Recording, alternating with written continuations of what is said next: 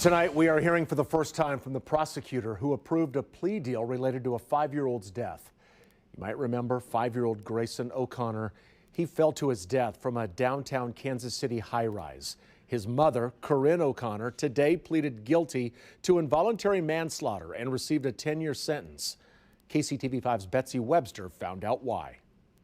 Jackson County Prosecutor Melissa Johnson answered our question in a written statement describing careful consideration and an effort at balance. Corrinne O'Connor's death shook the people who lived here at the Grand Boulevard Lofts at 10th and Grand. Police say Corrinne fell from a 17th floor window and was found by a resident walking out of a basement door.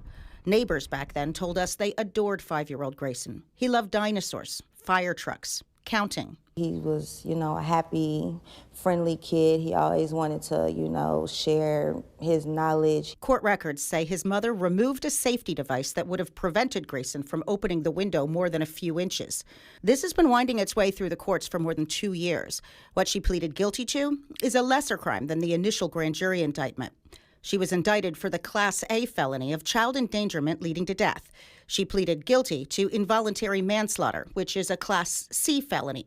She will serve 10 years, the max for that crime, with credit for the time she spent in the county jail.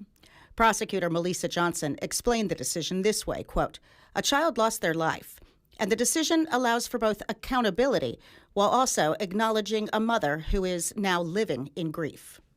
She added that she hopes Corrinne's time in custody will provide access to needed resources and support.